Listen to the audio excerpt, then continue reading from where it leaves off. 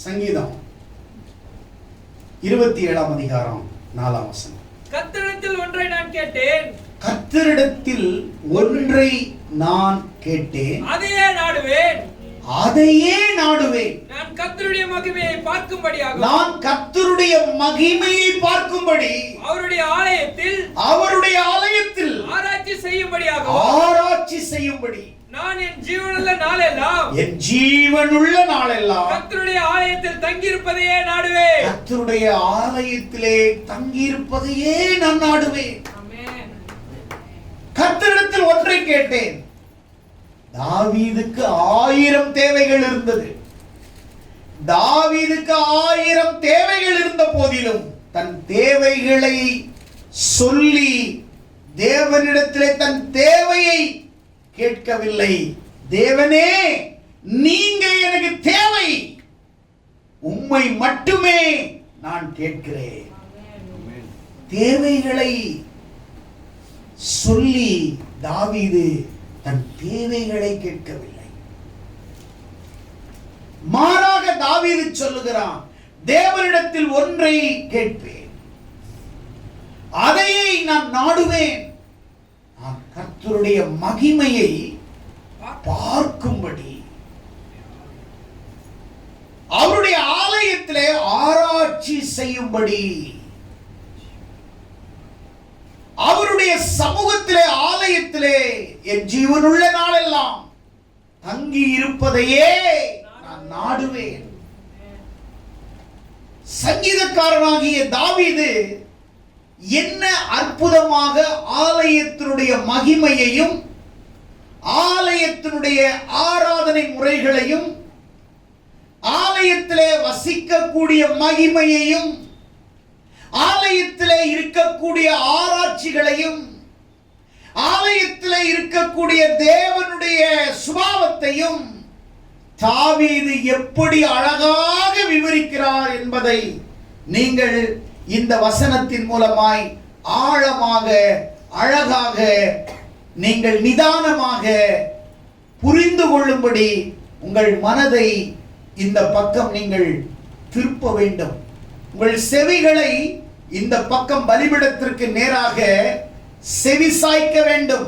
உங்கள் பார்வைகளை தேவ மகிமையை பார்க்கத்தக்கதான பார்வை உள்ளவர்களாய் நீங்கள் மாற வேண்டும். சங்கீதக்காரனாகிய தாவீது, நான் ஒன்றை கர்த்தரிடத்தில் கேட்பேன், தேவ மகிமையை நான் பார்க்க விரும்புகிறேன். அப்படியானால் தேவனுடைய மகிமை என்றால் என்ன? கிரேக்க மொழியிலே தேவனுடைய மகிமைக்கு என்ன பெயர் வைக்கப்பட்டிருக்கிறது என்றால் டோக்ஸா. கிரேக்க மொழியிலே தேவ மகிமைக்கு பெயர் என்ன? டோக்ஸா. அப்படியானால் அதனுடைய அர்த்தங்கள் என்ன? 4 அர்த்தங்கள் சொல்லப்பட்டிருக்கிறது. ஒன்று ஒளி, இன்னொன்று பிரகாசம், மூன்றாவது புகழ், 4வது அழகு. ஆமென். மகிமைக்கு என்ன அர்த்தம் இருக்குதா? ஒளி, பிரகாசம், புகழ், அழகு. இதுக்கு பெயர் தான் டோக்ஸா. இந்த டோக்ஸா என்ற கிரேக்க பதத்திற்கு அற்புதமான அர்த்தங்களை வேதாகமத்திலே பார்க்கிறோம்.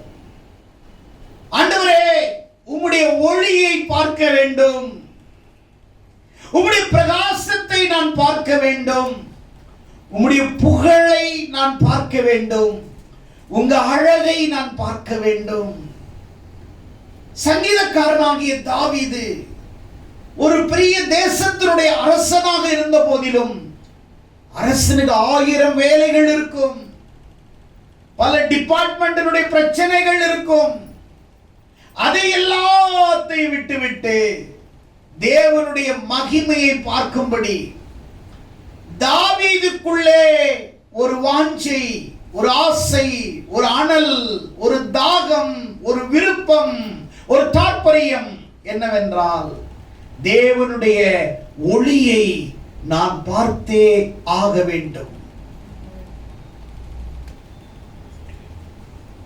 சிலவங்க எல்லாம் பாடுவாங்க, ஒளியிலே தெரியுது.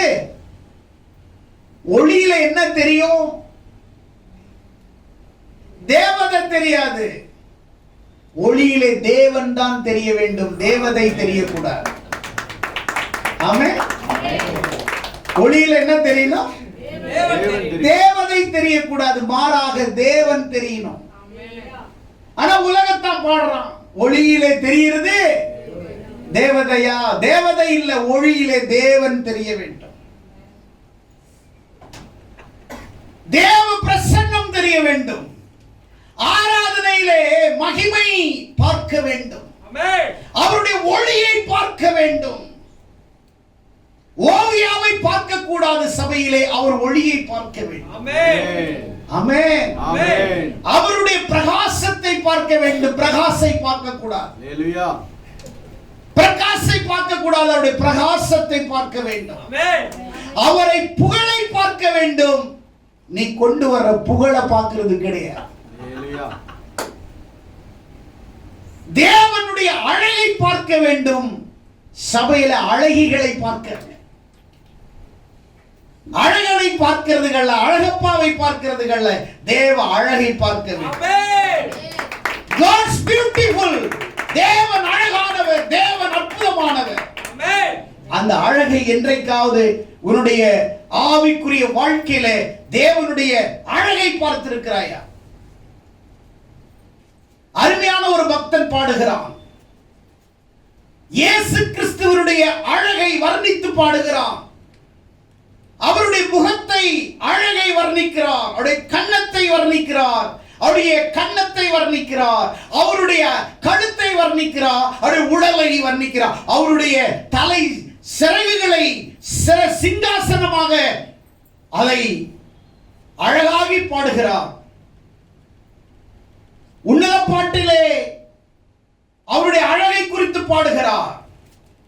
வெண்மையும் சிவப்பாய் தங்கமயிராய் ஜொலித்திடும் என் நேசரே, பதுமராகமாய் மிகவும் மதுரமாய் பார்வையில் சிறந்தவரே. அவர் பதுமராகமாய் பஸ்மராகமாய் அழகிலே சிறந்தவர். அவரை போல அழகானவர் உலகத்தில் இல்லை. நீ பார்க்கிற அழகெல்லாம் அழகல்ல, அவருடைய அழகு தேவனுடைய மகிமை. ஹதஸ்தா கிரேக்க வார்த்தையிலே என்றால் மருதான செடி. ஹதஸ்தா என்றால் மருதாணி செடி. எஸ்தரை குறித்து பார்க்கிறோம். ஆண்டவர் எஸ்தரை மருதான செடியாய் வைத்தார், மருதாணி செடியாய் வைத்தார், நட்சத்திரமாய் வைத்தார் அந்நிய தேசத்திலே. அதே போலதான் உன்னை கர்த்தர் சபையிலே உன்னை எப்படி வைக்கணும்னு விரும்புகிறார். தாவீது சொல்லுகிறான், உம்முடைய சபையிலே உம்முடைய மகிமை பார்க்க எனக்கு ஆசை, உம்முடைய ஒளியை பார்க்க எனக்கு ஆசை. மகிமை என்றால் ஒளி. ஒரு இடம் மின்சாரம் இல்லாமல் இருட்டாக இருக்கிறது என்றால், அங்கே ஒரு விளக்கு எரிந்தவுடனே இருள் விலகி அங்கே வெளிச்சம் தெரிகிறது அல்லவா?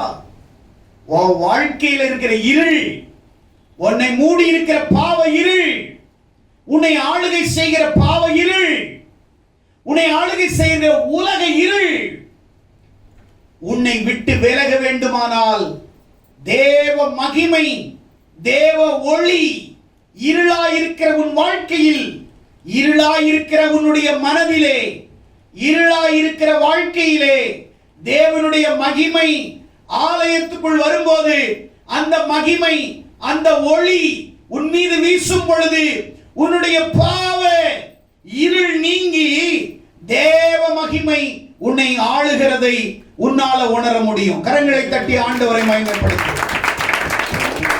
பிரகாசம் சபையிலே வரும் பொழுது பிரகாசம். எடுத்த உடனே நீங்கள் ஆலயத்துக்கு வரும்போது பிரகாசித்து வரவில்லை, வந்த பிறகு பிரகாசிக்க வைக்கிறார். கரங்களை தட்டி ஆண்டவரை மகிமைப்படுத்து. சபையில் வருகிற அத்தனை பேரும் பிரகாசமுடைய இருப்பீர்களானால் பிறருக்கு நீங்கள் பிரகாசத்தை உண்டாக்குகிறவர்களாயிருப்பீர்கள், ஒளியாயிருப்பீர்கள், ஜோதியாயிருப்பீர்கள், பிறருக்கு புகழாயிருப்பீர்கள், அழகாயிருப்பீர்கள். பிறர்களுக்கு முன்னாடி நீங்கள் ஆசீர்வாதமாயிருப்பீர்கள். அப்படியானால் தாவீது தேவ மகிமையை பார்ப்பதற்காக டோக்ஸா, அவருடைய மகிமையை, ஒரு கிரேக்க வார்த்தை நான் கற்றுக்கொண்டேன். டோக்ஸா என்றால் மகிமை. வேதம் சொல்லுகிறது பூமி அனைத்தும் தேவனுடைய மகிமையால் நிரம்பி இருக்குது. பூமியே தேவ மகிமையில களி கூறுது. நீ என்னைக்காவது தேவனுடைய மகிமையில களி கூறி இருக்கிறாயா? தேவனுடைய மகிமையிலே ஆர்ப்பரித்திருக்கிறாயா? தேவனுடைய மகிமையிலே நீ ஆடி பாடி கர்த்தரை துதித்திருக்கிறாயா? தேவனுடைய மகிமையிலே நீ வெளிச்சத்தை பார்த்து நீ தேவனோடு இன்னும் கிட்டி சேர்ந்திருக்கிறாயா? இல்லை. அப்படியானால் 2 நாளாகமம் 7ஆம் அதிகாரம் 1-2 வசனங்களிலே நீங்கள் பார்க்கும் பொழுது, சாலமோன் தேவனுடைய ஆலயத்தை கட்டி முடித்த போது அவர் ஜெபிக்கிறார். என்ன மாதிரி ஜெபிக்கிறார்? எடுத்து வாசிங்கள். 2 நாளாகமம் 7ஆம் அதிகாரம் 1-2 வசனங்கள். சாலமோன் ஜெபம் பண்ணி முடிக்கிற பொழுது அக்கினி வானத்திலிருந்து இறங்கி சர்வாங்க தகன பலிகளையும் மற்ற பலிகளையும் பட்சித்தது. கர்த்தருடைய மகிமையும் ஆலயத்தை நிரப்பினது. நீ எப்ப சர்வாங்க தகன பலிகளை செலுத்துகிறாயோ அப்பொழுது நீ மகிமையால் நிரப்பப்பட வேண்டும். அன்றைக்கு பரிசுத்த தேவாலயத்திலே சாலமோன் மாடுகளையும் ஆடுகளையும் பலி கொடுத்தான், பலி செலுத்தினான். 1,20,000 ஆடுகளை அந்த சபை திறப்பு விழா டெடிகேஷன் அன்றைக்கு மாடுகளையும் ஆடுகளையும் சாலமோன் பலி செலுத்துகிறான். தேவனுடைய ஆலய திறப்பு விழாவிலே தேவனுக்காக பழைய ஏற்பாட்டு காலத்திலே ஆடு மாடுகளுடைய பலி தேவன் முகர்ந்தார். ஆனால் புதிய ஏற்பாட்டு காலத்திலே ஆடு மாடுகளுடைய பலி தேவையில்லை. உன் உதடுகளின் கனியாகிய ஸ்தோத்திர பலி தேவை. உன் வாயின் பலியாகிய ஸ்தோத்திர பலி தேவை. உன்னுடைய உள்ளத்திலிருந்து பேசுகிற பலி தேவை. நீ புகழுகிற பலி தேவை. நீ ஆராதிக்கிற ஆராதனை தேவை. அந்த ஸ்தோத்திர பலிகளை தேவன் இன்றைக்கு நம்முடைய சபையிலே, நம்முடைய வாழ்க்கையிலே அந்த பலிகளை நாம் செலுத்த வேண்டும். ஆனால் சாலமோன் அன்றைக்கு தேவனுடைய சமூகத்திலே ஆடுகளையும் மாடுகளையும் பலி செலுத்திய போது கர்த்தருடைய மகிமை இறங்கினது. வாசிங்கள். கர்த்தருடைய மகிமை கர்த்தருடைய ஆலயத்தை நிரப்பினதினால் கர்த்தருடைய ஆலயத்தை நிரப்பினதினால் ஆசாரியர்கள் கர்த்தருடைய ஆலயத்துக்குள் பிரவேசிக்க கூடாது இருந்தது. கர்த்தருடைய ஆலயத்துக்குள்ளே பிரவேசிக்க முடியவில்லை. தேவனுடைய மகிமை ஆலயத்தை நிரப்பினது. தேவனுடைய பிரசன்னம் ஆலயத்தை நிரப்பினது. தேவனுடைய வல்லமை ஆலயத்தை நிரப்பினது. தேவனுடைய ஆசீர்வாதத்தினால் ஆலயம் நிரம்பினது. அன்றைக்கு பலி செலுத்தி முடிந்த போது அக்கினி இறங்கியது, தேவ பிரசன்னம் இறங்கியது. அப்படியானால் பழைய ஏற்பாட்டு காலத்திலே பலிகளை செலுத்தின பிறகு அக்கினி இறங்கினது, மகிமை இறங்கினது. ஆனால் புதிய ஏற்பாட்டு காலத்திலே ஆடு மாடுகள் அல்ல. உன்னுடைய ஆராதனையிலே நீ 8:30 மணிக்கு ஆராதனை என்றால் 8 மணிக்கு வந்து தேவாலயத்திலே பலி செலுத்த ஆரம்பிக்க வேண்டும். அப்படியானால் நீ சபையிலே வந்து அமர்ந்து செல்போன் பார்ப்பதற்கல்ல, 1000 முறை எழுந்து போவதற்கல்ல. நீ ஆலயத்திலே வந்த பிறகு ஸ்தோத்திர பலிகளை ஆராதனை வரைக்கும் நீ ஆண்டவரை துதித்துக் கொண்டே இருக்க வேண்டும். ஆண்டவரே நாங்கள் ஆராதனை செய்கிறோம்.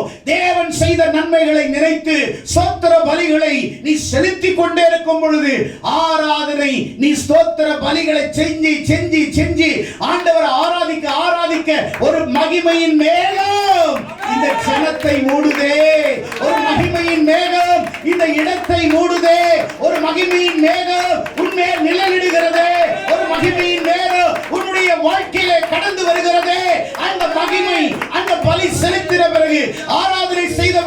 உன்னுடைய இருதயம் அர்ப்பணிக்கப்பட்ட பிறகு, உன்னுடைய மனம் தேவனுக்கு முன்பாக பலி செலுத்தின பிறகு, அந்த மகிமை, அந்த பிரசன்னம் உன்மேல் இறங்கும் பொழுது, அந்த மகிமை உன்னை நிரப்பும் பொழுது, உன் கண்கள் தேவ மகிமையை பார்க்கும், தேவ பிரசன்னத்தை பார்க்கும். தேவனுடைய வழி நடத்துதல் உன்னுடைய வாழ்க்கையில தெளிவாய் இருப்பதை இந்த மகிமையை பார்க்கிறா. அன்றைக்கு ஆலயம் இல்லை. அங்கே தாவீது சொல்லுகிறார், திரைக்கீழாக இருந்த அந்த ஆராதனையிலே, அந்த கூடாரத்திலே தாவீது ஆராதனை செய்வதற்காக, பலி செலுத்துவதற்காக, தினந்தோறும் தேவ மகிமையை பார்ப்பதற்காக ஆலயத்திலே தங்கி இருப்பதை நான் நாடுவேன்.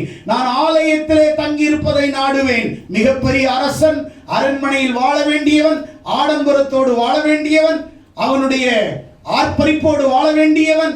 ஆனால் தாவீது சொல்லுகிறான், ஆண்டவரே, உடைய ஆலயத்திலே தங்கி இருக்க நான் வாஞ்சிக்கிறேன். உடைய ஆலயத்துக்குள்ளாய் தங்கி இருக்க நான் வாஞ்சிக்கிறேன்.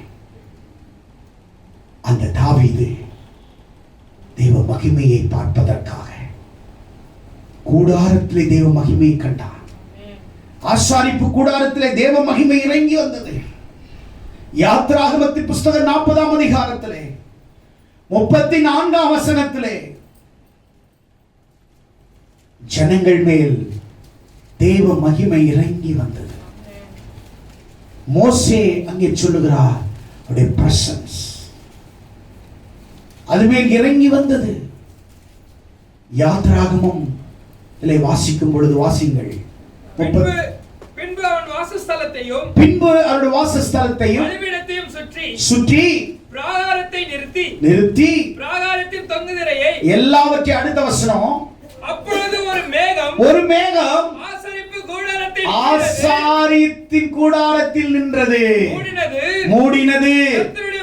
கர்த்தருடைய மகிமை வாசஸ்தலத்தை நிரப்பினது. என்னைக்காவது நீ சபையில வந்து நீ உண்மையாக உன்னுடைய மனம், உன்னுடைய இருதயத்தை தொட்டு சொல், ஒரு நாளாவது, ஒரு ஞாயிற்றுக்கிழமை நான் தேவ மகிமையால் நிரப்பப்பட்டு சென்றேன், தேவ பிரசன்னத்தை அனுபவித்து சென்றேன், நான் தேவனுடைய மகிமையை கடந்து சென்றேன் என்று உன்னுடைய மனம் உனக்கு சாட்சி சொல்லுமா?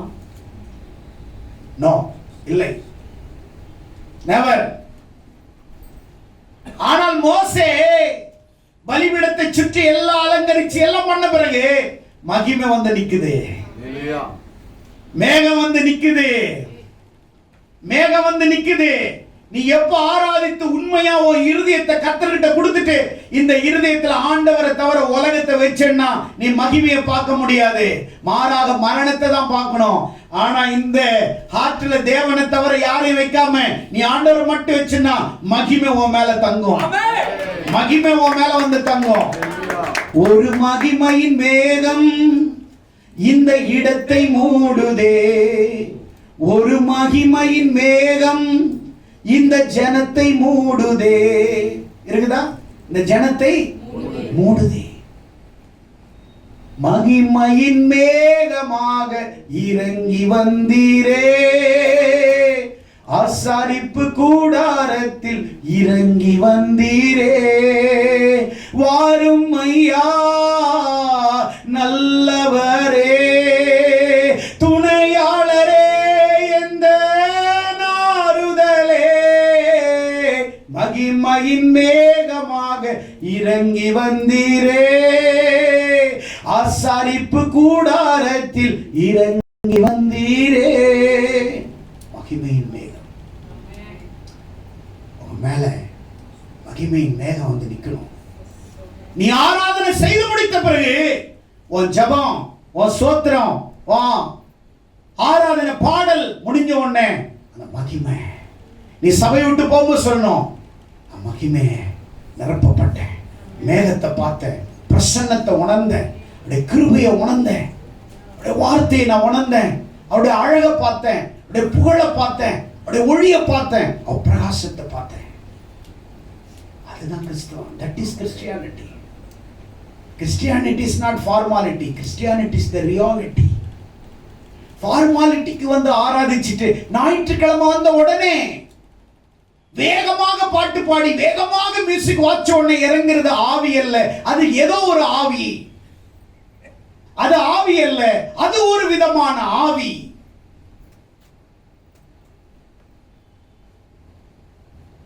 ஆனா நீ ஞாயிற்றுக்கிழமை இத வாசிச்சு இறங்குறது ஆவி அல்ல.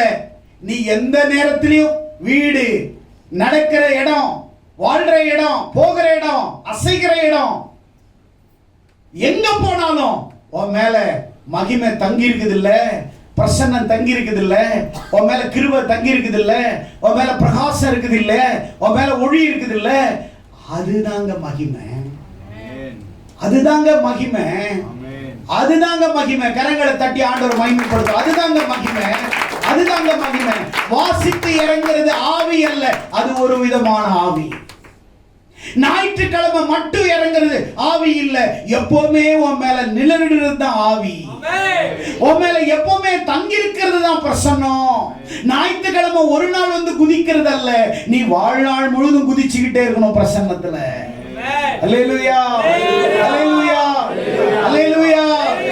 கூடுமே, எல்லாம் கூடுமே, உம்மாலே எல்லாம் கூடு, கூடாதது ஒன்றுமில்ல, உம்மால் கூடாதது ஒன்றுமில்ல. இந்த பாட்டுல ஒன்று சொல்ற, செம்மறி போல மலைகள் என்ன செஞ்சிச்சா?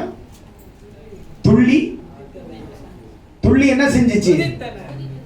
மலைகள் செம்மறி போல துள்ளி குதித்தது ஏன் ஐயா? இருக்குதா இல்லையா? யோர்தான் உம்மை கண்டு பின்னோக்கி சென்றதையா. தேவ பிரசன்னத்துல மலைகள் கூட துள்ளி துள்ளி குதிக்குதான். ஆமென். ஆமென். எப்படி குதிக்குதான்? செம்மறி ஆடு மாதிரி குதிக்குதான். இயற்கை கூட அவரை வழிபடுகிறது, ஆராதிக்கிறது, அகமகிழ்கிறது, அக்களிக்கிறது. ஆனா நம்முடைய ஆராதனை தேவ பிரசன்னம். ஆசாரியர்கள் ஆலயத்துக்குள்ள மகிமை இருந்தனால போக முடியல. சபை மகிமை நிறைந்ததா இருக்க வேண்டும். Let the church sees the glory. சபை தேவ மகிமையை பார்க்க வேண்டும். ஆமென். நீ சபையிலே தேவ மகிமை பார்க்கணும். நீ சும்மா ஞாயிற்றுக்கிழமை வந்து கொண்டை தட்டுற கூட்டம் வேண்டாம், அவரை கொண்டாடுற கூட்டம் தான் வேணும். கையை தட்ட மாட்டீங்க, நல்ல கையை தட்டுங்க. அவரை கொண்டை தட்டுற கூட்டம் வேணாம், அவரை கொண்டாடுற கூட்டம் வேணும். ஞாயிற்றுக்கிழமை தூக்கி கொண்டைய கட்டிட்டு இப்படி இப்படி அடிக்கிறது இல்ல, அவரை கொண்டாடணும். ஆமென். அவர் அகமகிழணும். ஆமென். ஹல்லேலூயா. அதுதான் ஆராதனை. இங்க வந்த உன்னை மறந்து ஆராதிக்கிறது ஆராதனை. இங்க வந்து வேடிக்கை பார்க்கிறேன்னா நீ எந்த காலத்திலும் மகிமையை பார்க்க முடியாது. மரணத்தை பார்க்கலாம், மகிமையை பார்க்க முடியாது. ஆனால் மகிமை கண்டவர்கள் மரிப்பதில்லை, மறுரூபமாகிற டிரான்ஸ்பர்மேஷன். மகிமையை பார்க்கிறவங்க மரிப்பதில்லை, மாறாக மறுரூபமாக்கப்படுகிறோம். மரணம் நம்மை மறுரூபமாக்குகிறது, மரணம் நம்மை மகிமையில் பிரவேசிக்கிறது. எல்லாரும் மரிக்கிறார்கள், நாமளும் மரிக்கிறோம். எல்லாரும் அடக்கம் பண்ணுகிறார்கள், நாமளும் அடக்கப்படுகிறோம். ஆனால் நாம் மறுரூபமாவோம், அவர்கள் நமக்கு தெரியாது. நோக்கம். ஆமென். ஹல்லேலூயா. எத்தனை பேர் சந்தோஷப்படுறீங்க? மகிமை, பிரசன்னம், மகிமை, மகிமை.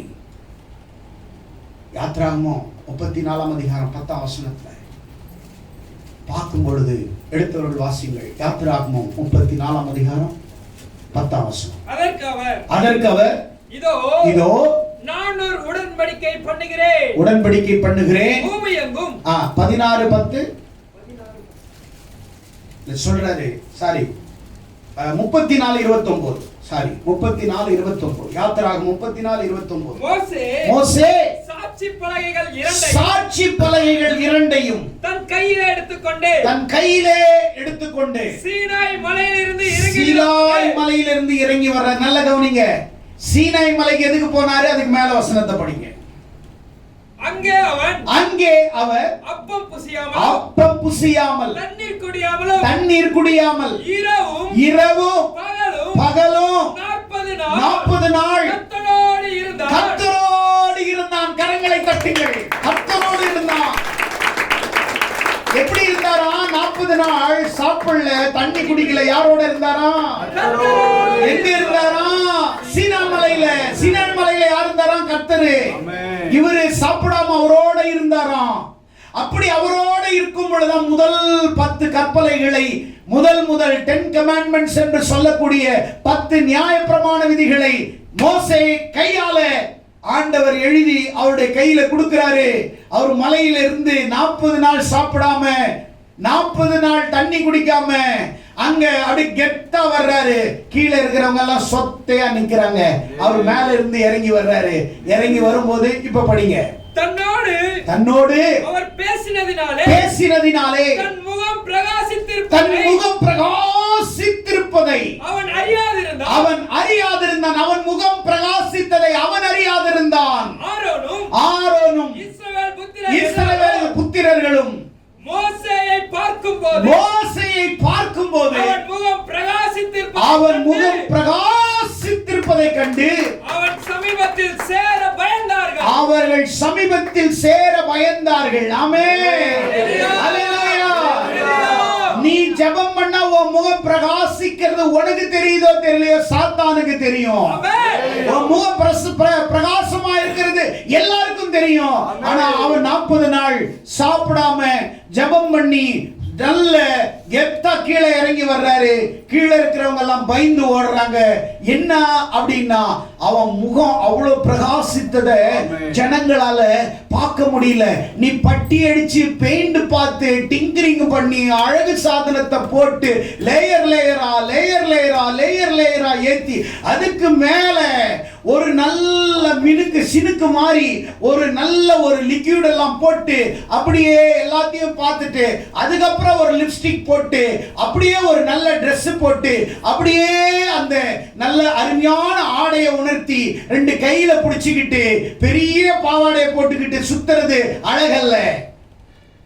நீ நூல் புடவை கட்டிக்கிட்டு 50 ரூபாய் சாரி கட்டிக்கிட்டு ஒரு சின்ன தேங்காய் எடுத்துட்டு போற பேக தூக்கிட்டு நீ போனாலும் நீ மினுக்குவ.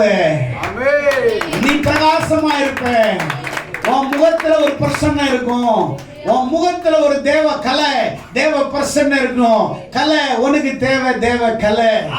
ஆமென். அல்லேலூயா. உனக்கு தேவை தேவ கலை. ஆமென். அல்லேலூயா. கலைன்னு வச்சுக்கிட்டு கலையா இருக்காம அப்படியே கலைஞ்சு போயிருக்க கூடாது. கலையா இருக்கணும். ஆமென். கையை தட்டுங்களே உற்சாகமா. பார்த்தாவே கலையா இருக்கணும். பிரசன்ஸ் முகம் பிரசன்ஸ் பார்க்கும்போதே ஏதோ ஒரு முகத்துல ஒரு பிரசன்னம் இருக்குது. நான் பார்க்கிறேன் இன்னைக்கு டைலர் முகத்துல பிரசன்ஸ் இருக்குது. உண்மையா அவர் அழகாயிட்டு இருக்கிறாரு. என்னன்னு தெரியல. ஏதோ ஒண்ணு பண்றாரு. லேகியம் சாப்பிடுறாரு. ஆமென். ஏதோ ஒரு பிரசன்ஸ் இருக்குது. அல்லேலூயா. முகம் நல்ல சொலிக்குது. ஆமென். அப்படி இருக்கணும். சில உங்க முகத்தை பார்த்தா மூடிடலாமா முடிச்சிடலாமா ஓடிடலாமான்னு இருக்கும். எப்படி இருப்பாங்க தெரியுமா? பேய் யாராவது பார்த்திருக்கிறீங்களா? சோத்ரம் சொல்லுவீங்க. பயம். அல்லேலூயா. ஒருத்தர் கேட்டாராம், மாமா கிட்ட கேட்டாராம், மச்சான் மாமா பேய் இருக்குதுன்னு சொல்றாங்க மாமா, ஆனா எப்பயாவது உங்க கண்ணால உண்மையை சொல்லுங்க மாமா, என்னோட சீனியரா இருக்கிறீங்க, பேயை எப்பாவது பார்த்திருக்கிறீங்களா? நேருக்கு நேரு. முட்டாள் பயல 25 வருஷம் பேயோட தான் நான் வாழ்ந்துட்டு இருக்கிறேன். நான் சொன்னாரா? முட்டாள் பயல 25 வருஷம் பேயோட தான் நான் வாழ்ந்துட்டு இருக்கிறேன். அது இல்ல, நீ பிரசன்ஸோட வாழணும். ஆமென். மகிமையோட வாழணும். ஆமென். முகம் பிரகாசித்தது. ஆமென். சிலவங்க முகம் எல்லாம் பார்த்தா இவங்களுக்கு பெரிய கற்பனை, நான் ரொம்ப அழகு, நான் பெரிய தேவதை, நான் பெரிய சில்பா சிட்டி, நான் பெரிய குயின், மைனா மாதிரி கூட இருக்க மாட்டாங்க, நான் குயின். இவங்களுக்கு பெரிய கற்பனை, அப்படியே உலகத்திலே நான் தான் பெரிய அழகு தேவதன் நினைக்கும். உன் அங்கத்திலும் உன் உடலிலும் உன்னுடைய உடல் வளையத்திலும் உன் இடையிலும் உன் நடையிலும் உன் முகத்திலும் இருக்கிறது அந்த அழகல்ல, மன அழகேதான் அழகு. அந்த அழகுதான் அழகு. ஆமென். ஹல்லேலூயா. கருப்பா இருந்தாலும் பக்கத்துல பானையில கஞ்சி எடுத்து சாப்பிடுங்கன்னு 2 சின்ன வெங்காயம் கொடுத்து உடம்பு கெட்டுற போது சாப்பிடுங்கன்னு, ஆனா பாக்குறது கருப்பா இருக்கும், ஆனா மனசு ரொம்ப வெள்ளையா இருக்கும். ஆனா இது பாக்குறது வெள்ளையா இருக்கும், ஆனா அந்த கஞ்சி கூட கொடுக்காது, இது மனசு கருப்பா இருக்கும். மின்னுவதெல்லாம் பொண்ணல்ல. ஆமென். பார்க்கறதெல்லாம் பொண்ணு இல்ல, மகிமையை பார்க்கணும், அவர் பிரசன்னத்தை பார்க்கணும், அவருடைய மகிமையை பார்க்கணும். மகிமைன்னா நிறைய பேர் நினைச்சுக்கிறீங்க, மகிமை இறங்குது இறங்குது. எங்க இறங்குது? நீ சொன்னா இறங்குறதல்ல, நீ சொல்லாம இறங்குறதா மகிமை. கையை தட்டு, கையை தட்டு. நீ சொல்லி இறங்குறது அது போலியான மகிமை, நீ சொல்லாம இறங்குறது அதுதான் உண்மையான புனிதமான மகிமை. ஆமென்.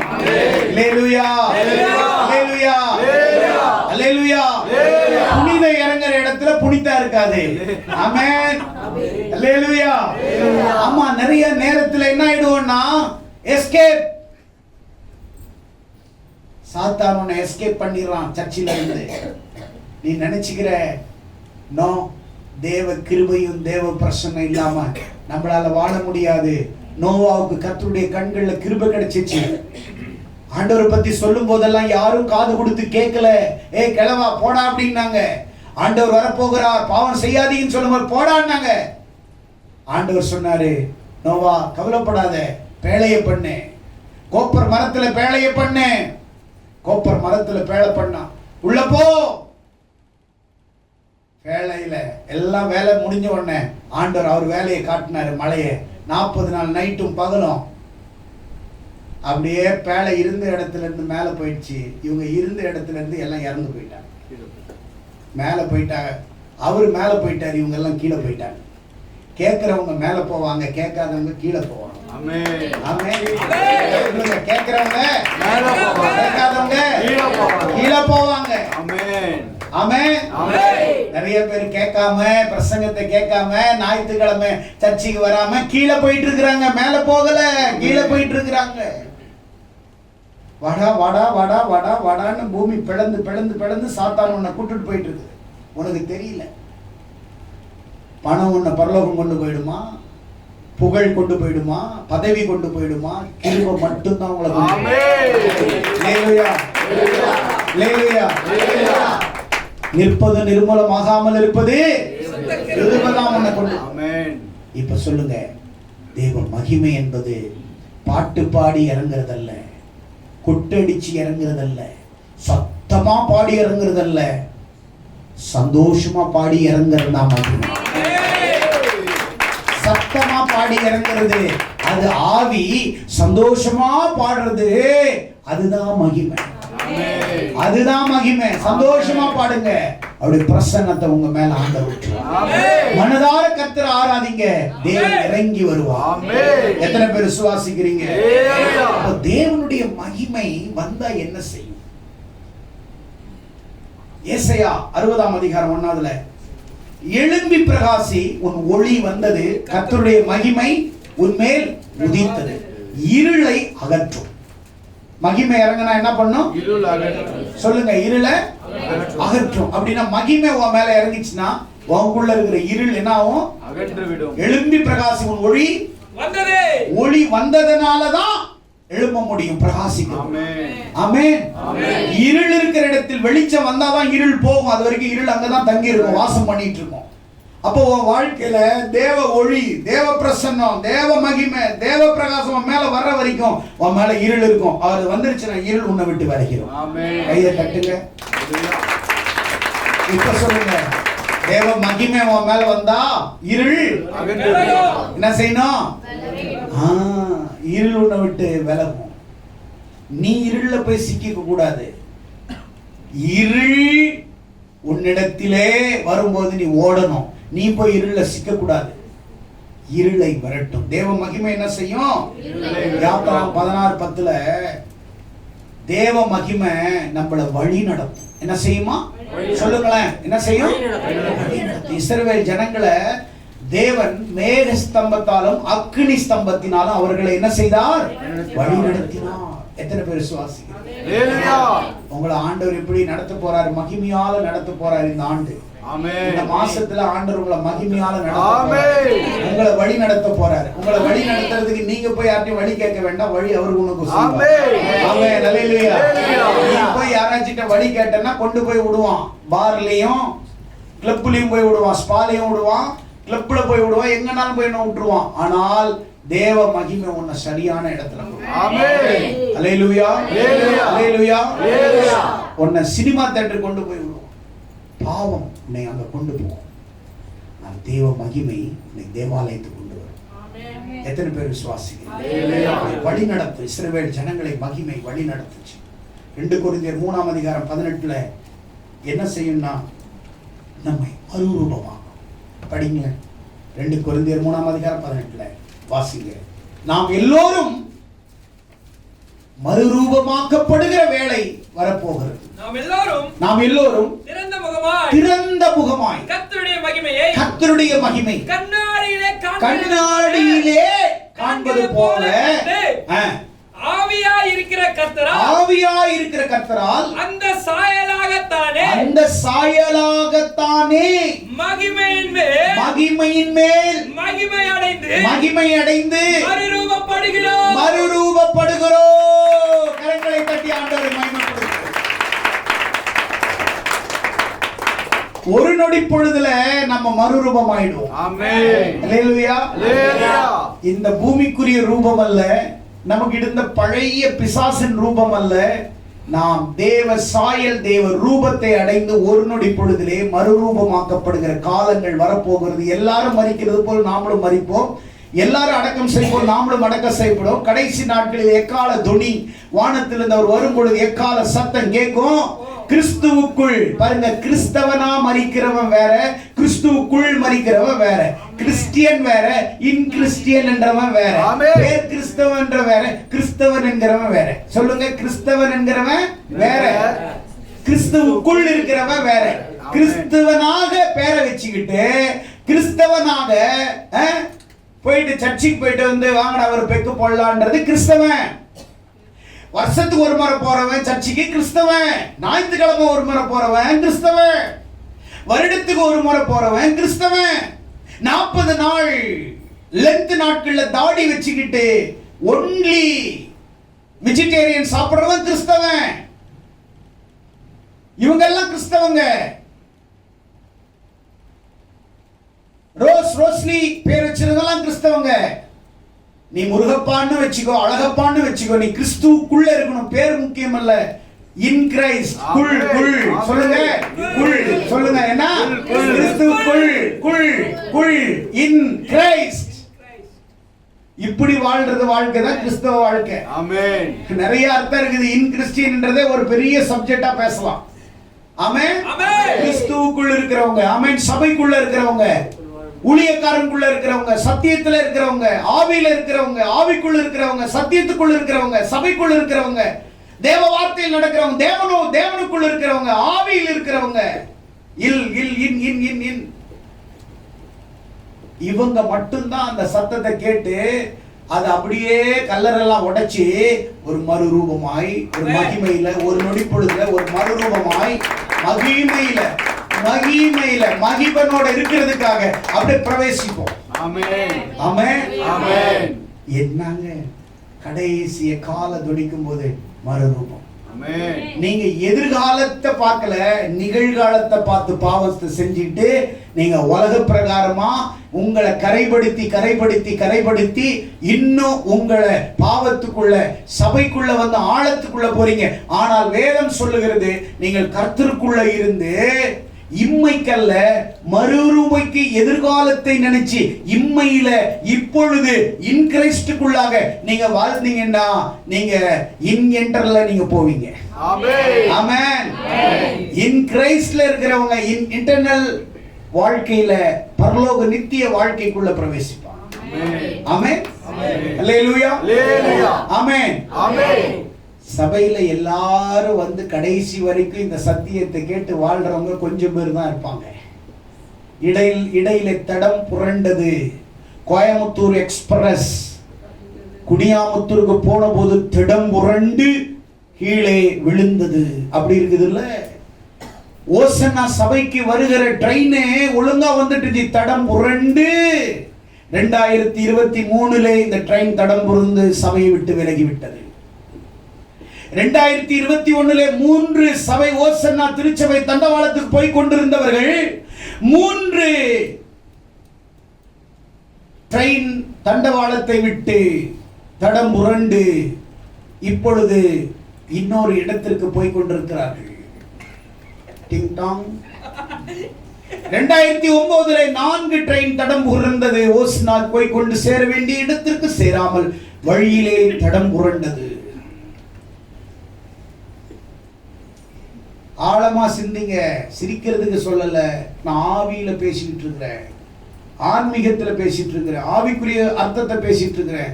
உன் ட்ரெயின் கடைசி வரைக்கும் ஓசன்னா வழியா போயிட்டு கரெக்டா பரலோகம் போற வரைக்கும் தடம் புரண்டாம போய் சேருது பாத்தீங்களா? அந்த ட்ரெயின் மட்டும்தான் பரலோகத்துக்குள்ள போகும். ஆமென். ஆமென். காத்தடிக்கும், மழை வரும், உபத்திரம் வரும், போராட்டம் வரும், அதெல்லாம் தாங்கி தாங்கி தாங்கி அந்த ட்ரெயின் அப்படியே மெல்ல போய் மெதுவா போயிட்டு போனாலும் சிக்னல் கிடைக்கிற வரைக்கும் அது போய்கிட்டே இருக்கும். போயிட்டு பரலோகத்துல சேர்ந்துரும். 2025 ஆண்டு லேட்டஸ்டாக 2 ட்ரெயின் வாங்கினோம். உபவாசத்திலே நாங்கள் ஜெபித்து ஞான ஸ்நானம் கொடுத்து 2 ட்ரெயின் வந்தது. அதை இன்னொரு ட்ரெயின் தடம் புரட வைத்தது. டிங் டாங். இன்னொருத்தவங்களை கெடுக்கிறதும் தடம் புரள வைக்கிறதுக்கு சமம். கொள்ளையர்கள் சதியினால, திருடர்களுடைய சதியினால தடம் புரண்டது. திருடர்கள் சபையில் இருக்கிறார்கள், திருடிகள் இருக்கிறார்கள், மற்றவர்களை தடம் இவங்க சாஞ்சிட்டாங்கன்னு இன்னொருத்தவங்களை சாய வைக்கிறது பார்க்க. நீ சாஞ்சதே உனக்கு பெரிய ஆக்கினி இருக்குது, இன்னொருத்தனை சாய வைக்கிறது பெரிய ஆக்கினி வச்சிருக்கிற. இன்னொன்னு பாவத்துக்கு போறதுக்கு இன்னும் பெரிய பாவத்தை சேர்த்து வச்சுக்கிற. சபை ஆரம்பித்த நாள் முதற்கொண்டு இதுவரைக்கும் கிட்டத்தட்ட 100கணக்கான ரயில்கள் ஓசன்னாவுக்கு வந்தடையாமல் இடையிலே தடம் புரண்டது. டிங் டாங்.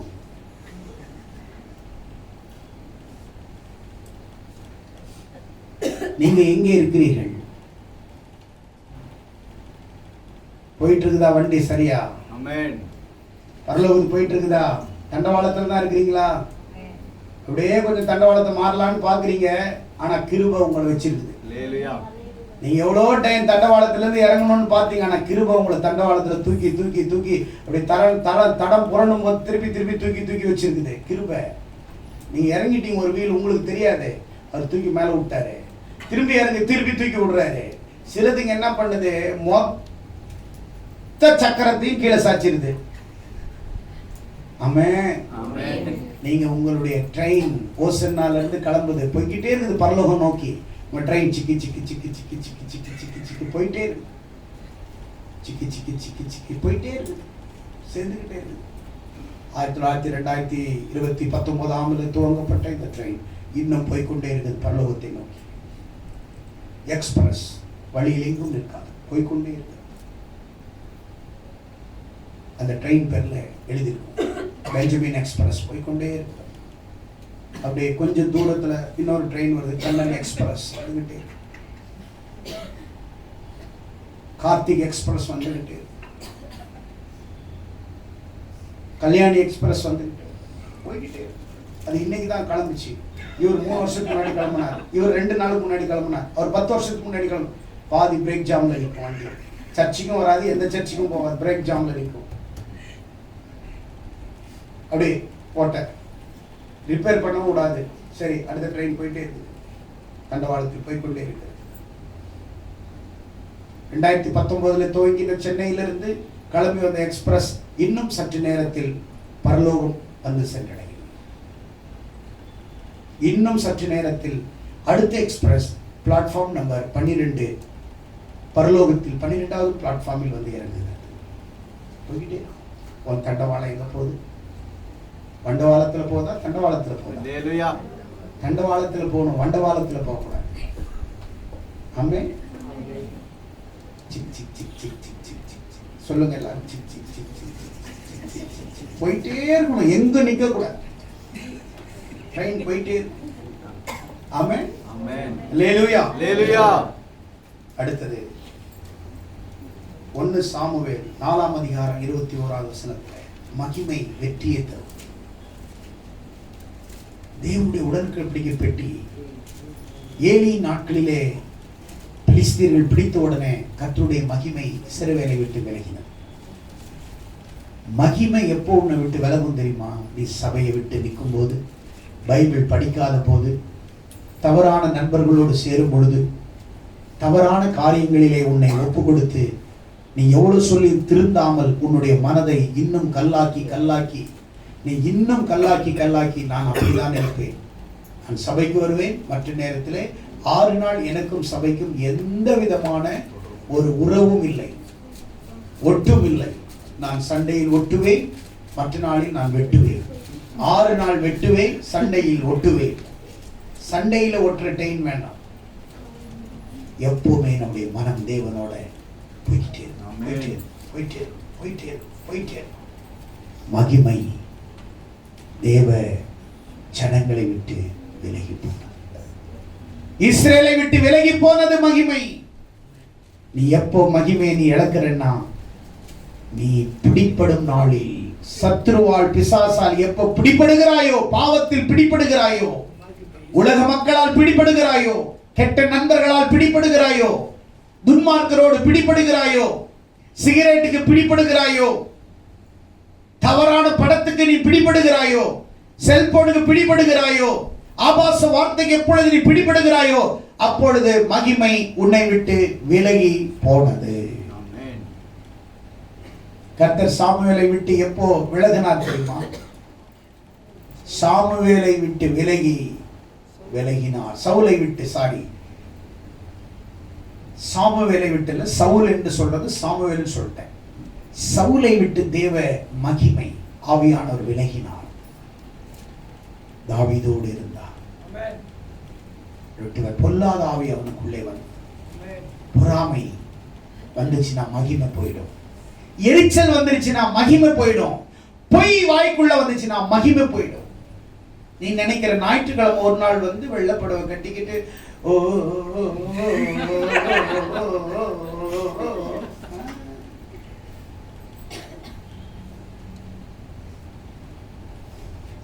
உன்னையிலேயே ஏமாத்திக்கிட்டு இருக்க பெரிய மகிமையை பார்த்த மாதிரி பெரிய பரிசுத்தம் பாருங்க. இந்த ஞாயிற்றுக்கிழமை ஆடுறவங்களை மட்டும் நம்ப கூடாது.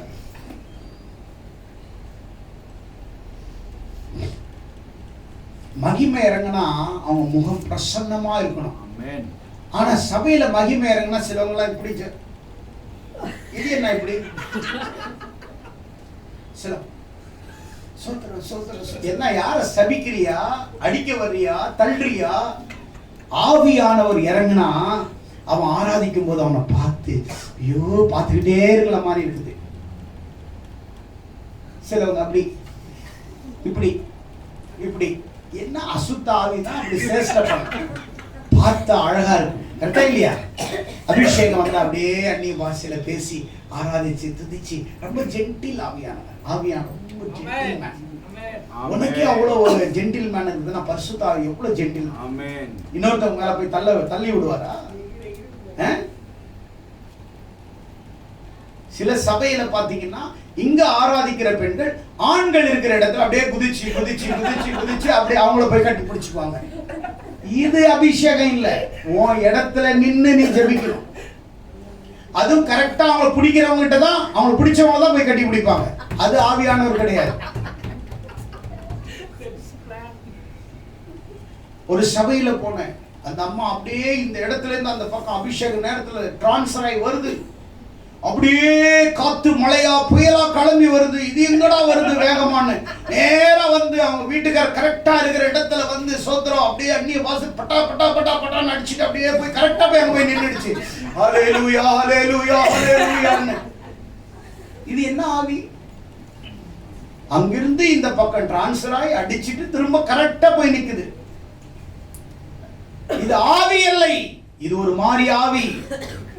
பரிசுத்த ஆவியானவர் வரும்போது ஜென்டில்மேன், பார்க்கும்போது அவன் வாயிலிருந்து நல்ல வார்த்தைகள், உள்ளத்துல நல்ல கிரியைகள் இருக்கணும், நற்கிரியைகள் இருக்கணும். அவனால ஒரு 2 பேர் ரட்சிக்கப்பட்டிருக்கணும், அட்லீஸ்ட் ஒரு ஆளாவது ரட்சிக்கப்பட்டிருக்கணும். உன்னால பட்சிக்கப்பட்டவங்க தான் அதிகம், ரட்சிக்கப்பட்டவங்க கம்மி தான். கரெக்டா இல்லையா? அநேகரை கொண்டு இருக்கிற, ஆனா அநேகரை நீ உருவாக்கல. மகிமை வெற்றியை தரும், ஜெயத்தை கொண்டு வரும், ஜெயத்தை கொண்டாட வைக்கும். மகிமை அவங்களை விட்டு விலகினோடனே தோல்வியில வந்துட்டாங்க, வெற்றி கிடைக்கல. திரும்ப அந்த உடன்படிக்கை பெட்டி எப்போ வந்ததோ அப்போ தேவ மகிமை அவர்களை பிரகாசித்தது. ஆமென் ஆமென் ஹல்லேலூயா. சங்கீதம் 84 அதிகாரம் 10வது வசனத்துல கடைசி வசனத்தை வாசித்து நாம் முடிப்போம்.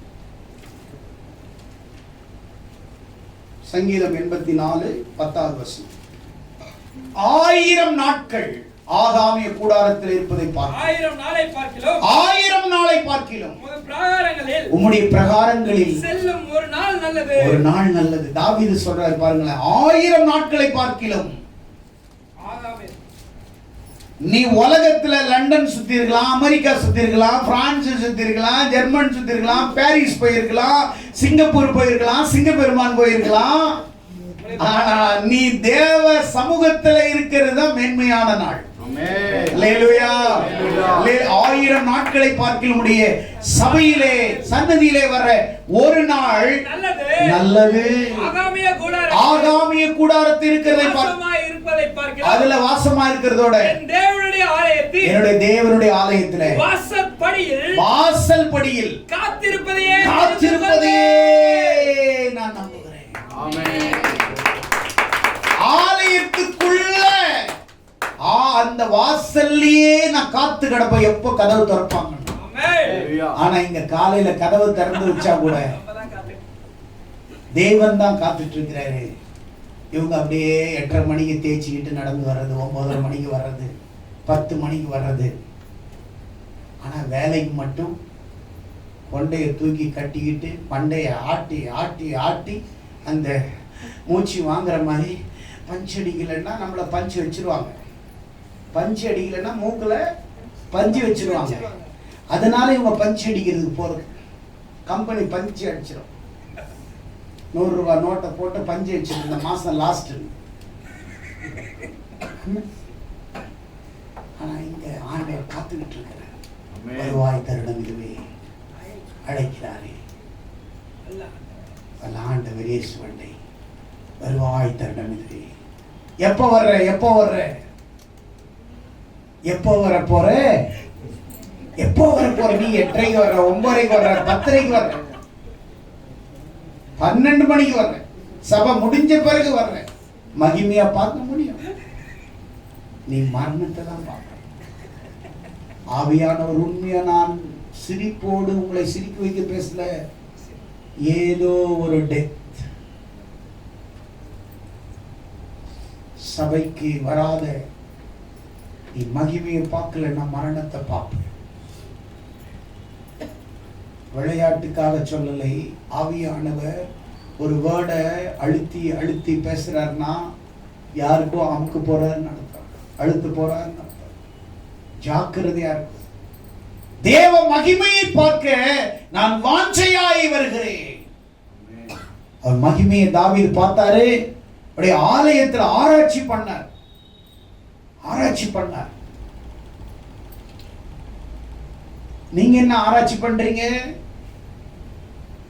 முடிஞ்ச உடனே கேட்போம், அந்த புடவை எவ்வளோன்னு. ஆராய்ச்சி. மூஞ்சி சரியில்லையே, ஆராய்ச்சி. பாடுறது சரியில்லையே, ஆராய்ச்சி. இவர் என்ன பேண்ட் ஷர்ட் எங்கிருந்து வாங்கியிருப்பாரு இவ்வளவு காசுல, ஆராய்ச்சி. ஆராய்ச்சி. நீங்க வேற மாதிரி பண்றீங்க. ஆனா அவர் வந்தது தேவனுடைய பிரசன்னத்தை பார்க்க ஆராய்ச்சி பண்ணுங்க. சத்தியத்தை கேட்க ஆராய்ச்சி பண்ணுங்க. தேவனோடு உறவாட ஆராய்ச்சி பண்ணுங்க. தேவனுடைய ஆலயத்தில் தங்கி இருப்பதை நாடுவேன். சபையில எஞ்சிய நாட்கள் சபையில இருக்கும். அன்னாள் 84 வயது விதவை எருசலேம் தேவாலயத்தில் இரவும் பகலும் ஆராதித்துக் கொண்டு ஆண்டவரை கடைசியாய் கண்டாள்.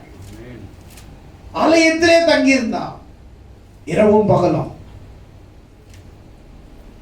பாஸ்டர், நாங்க இரவும் பகலும் இருந்தா எங்களுக்கு யார் சோறு போடுறது? நீங்க உங்க வீட்டிலே இருங்க. வாரத்துல ஒரு 2 நாள் 3 நாள் வந்து ஆராதிக்கலாம், ஆண்டவரை தேடலாம், சபையில் உட்கார்ந்து விழுந்து கிடக்கலாம். வீட்டில் யாரும் இல்லையா, சர்ச்சையை திறந்து உட்கார்ந்து ஜெபிக்கலாம் சபைக்காக. நான் ஆத்மாவுக்கு சுவிசேஷத்தை சொல்லலாம். எத்தனை பேர் விசுவாசிக்கிறீங்க? தேவனுடைய மகிமையை நான் இனி என்னுடைய சபையில நான் பார்ப்பேன்றவங்க எல்லாம் எழுந்து நின்று கர்த்தாவே உடைய மகிமையை நான் பார்க்கணும். கர்த்தர் இந்த செய்தி மூலமாக நிச்சயம் நீங்கள் தேவ மகிமை காண்பீர்கள் என்று நான் விசுவாசிக்கிறேன். இந்த செய்தியை தொடர்ந்து கேளுங்கள். கர்த்தர் உங்களோடு இருப்பார். God bless you.